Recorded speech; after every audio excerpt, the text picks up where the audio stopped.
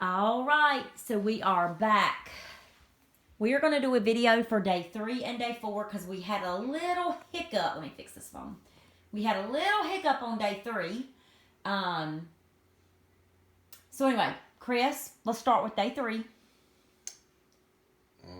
Day 3 was good until about noon, little afternoon, and something happened, and I went into, my heart started beating really, really fast and fluttering really, really bad.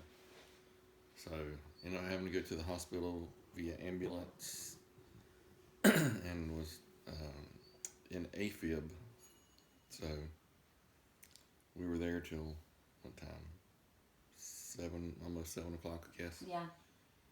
So, They were worried that if his heart did not go back into rhythm on its own, they were going to have to shock him. However, after 2 doses of medicine, it ended up going back into rhythm, so we did not have to get it shocked, which is awesome. So I mean, I have Graves' disease, which is, for lack of better explanation, is hypothyroidism.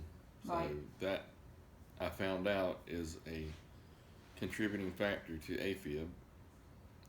If it's not under control, and right now my thyroid is not under control. Trying to get the TSH where it needs to be and T4 where it needs to be.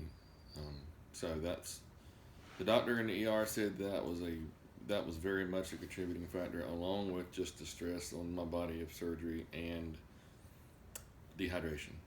So those 3 things together were kind of led to that. So day 3 was really a wash. But here's the thing. He has had no pain from his shoulder. I don't really want to get into that yet because I want to talk about that for day 4. Okay. Is today day 4? Today's day 4, but yesterday was day 3. Yes, it is. Wednesday was day 1. Tuesday. Thursday. But what's today? Saturday.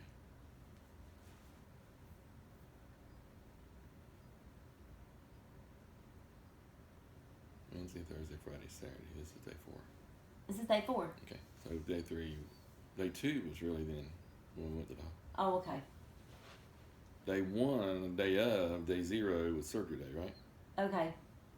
Yes. Okay, you're right. Okay. So anyway, even if we got the days mixed up, So what is today? today is Saturday. Day 4 and 5. Day 4 and 5. Okay. So Okay. Day 4 so and now 5. you know what happened on day 3. So, other than that, I was just glad to get home. Went by DQ to get a Reese's Blizzard, and that made everything. That Yes. made the world spin correctly from that point forward. So All right. So brings us. Yesterday was day 4. The best day that I've had so far. Yep. Again, to what Asia said, if it weren't for all this other mess going on, it really wouldn't be that big of a deal for me. And again, I think it's because we jumped on top of the pain before it ever hit. So yesterday was a good day. Recouping from Yeah, it really was a recoup from Thursday. But it was a good day. No issues with pain. I'm moving up like I'm supposed to on the CFM chair. CPM chair. Today I did 60 degrees, I think. So I got to get up to 120. So that was a Thursday start day. So that was the morning of the AFib event. I started with 50 degrees on the CPM chair. And you've already moved up 10 degrees. So it's supposed to go 5 per day. So I'm up to 60. Okay. So that was the end of day 4. Day 4. So that was yesterday. Nothing really happened yesterday. We were recouping. Okay, that brings us to Saturday, which is today. Yep, so some pretty significant ideas and things for today. We decided, I'm like, well, I'm not really feeling anything. Am I taking, we'd stretched the oxycodone out with Tylenol, it's kind of combined out as to, yesterday was about, I think the first time I tried it, it might have been that night prior, trying to get out to the full linked to 6 hours. So the next couple of days was trying to get a little bit further and further. So got it out to 7, then at 8, and I haven't. The last time I took oxycodone was this morning at 4:30 a.m. And it's now what time? 9. 9:40 p.m. I didn't need it when I took it. I just took it because I was scared that if I didn't take it, it was going to start hurting. So I already had started weaning down the Motrin because I'm supposed to. You're not supposed to do it more than 5 days, and just when you need it after that. So my goal was to get to Tylenol, just to get to that. Because of the previous surgeries I've had, I've never taken, and I had robotic prostatectomy. I had my prostate removed because of cancer robotically, and that was a big surgery, 4 hours. And I never took. I took I think it was a. You took one before you left the hospital. Because they made me because I had to take this tube out of my Yeah. body, and they said, well, you'll need that for that, and I didn't need it for it. Came home, went on 2 Tylenol every 4 to 6 hours at that point in time. But the reason you've taken oxycodone is because all the horror stories that people told you. And I believe that it was the right thing to do it.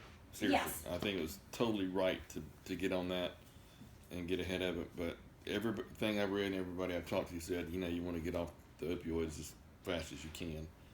Because the first 2 days are really the worst, and then it starts getting better. That's true. The first 2 days are the worst days, and then it starts weaning. Today I've had maybe 1 dose of Motrin. Yeah. In the daylight. I think I took one last night before, or maybe around 2 or 3 in the morning. But I've taken one in the daylight today. And I took, at 3 o'clock, my first dose of just Tylenol. We said, we're not going to do the oxycodone anymore. Let's just see what 500 mil, a normal dose of Tylenol, two pills at 1,000 milligrams. Yeah, 2 500 milligram pills. And you're virtually pain free. At this point, I haven't taken any more Motrin since I took it earlier today. The only thing I've taken was the Tylenol at 3 o'clock, extra strength Tylenol at 3 o'clock, and then again at 9 at the 6 hour interval, just to make sure that works. And then my plan is hopefully pretty soon to just take the pain meds when I need them instead of on a rotating basis or constant rotating basis. Or at least staying on Tylenol, because that's what like, I'm saying. Ibuprofen causes ulcers from time to time, over time. I know that's a big controversy about that. But it's also an anti-inflammatory. But I'm telling you, it's been. I think the ibuprofen's been critical because I haven't even touched putting ice on this thing, because it's you can look at my arm. This is the shoulder that was done, and there's absolutely and he's having no swelling. No swelling. And look, you're moving it. Yeah, I mean, I can stretch it out, and I take it out of the sling whenever I stretch it out. I don't stretch it out from here. I stretch it out my elbow. Mm-hmm. I can do a little bit of those things, but the doctor says you need to leave the shoulder alone as much as possible. And he does take you take it out of the wrap just to keep it cool. Just to keep it cool, because it is June 25th here, and it is hot as all get out. So it's just hot, and that's right. I sleep with it in the thing as well. So, but overall, you've done great. Yeah, you're having great success. Yep. So, see the chair at 60 degrees. I don't feel it. We're gonna do a video on that. We were gonna do it Thursday before you had your episode. I know. So it works fine. And definitely.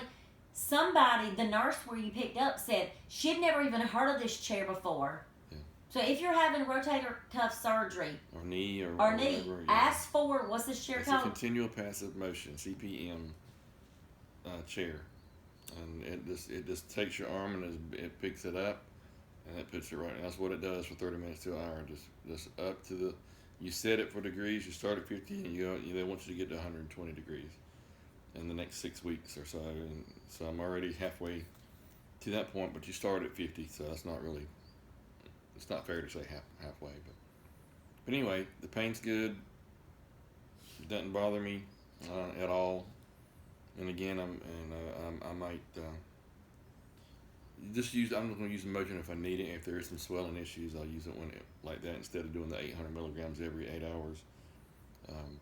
But I'm telling you, those two things, the oxycodone at the 4 to 6 hour intervals and the Motrin 800 milligrams every 8 hours has pretty much made this a non-issue with pain. And starting it the day of the surgery before I left the surgery center. That's been the key. So we're talking a lot about pain management because that's the first thing that's really that's of concern once you have the surgery, because everybody would say, you can read it anywhere, that this is one of the most painful ortho surgeries that there is. And I think we talked about the nerve block. Yeah. That was. But honestly, your pain from a 1 to 10 throughout this whole process is what? It's never gotten over 5. Yeah. I'm talking about even in that little transition period where it started to, when I woke up that second day, the day after the nerve block wore off, it got close to where, okay, I was worried about it. But even then, Aisha asked me, can you live with this for a few days? I'm like, yeah, I can live. This is not, I've had a lot worse pain than that. So, matter of fact, I had a tooth that needed a root canal. That hurt worse than anything I've ever had. Yeah.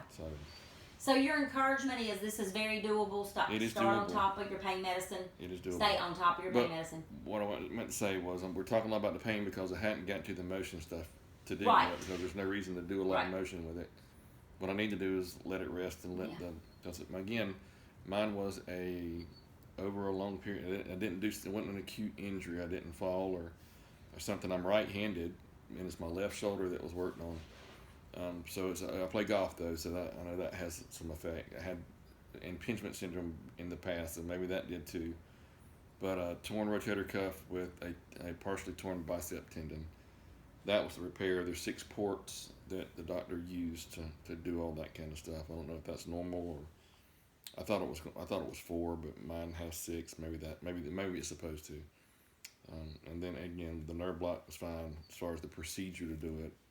I was worried about it because I never had it. Not having prostate cancer and going through all that, I could care less about needles.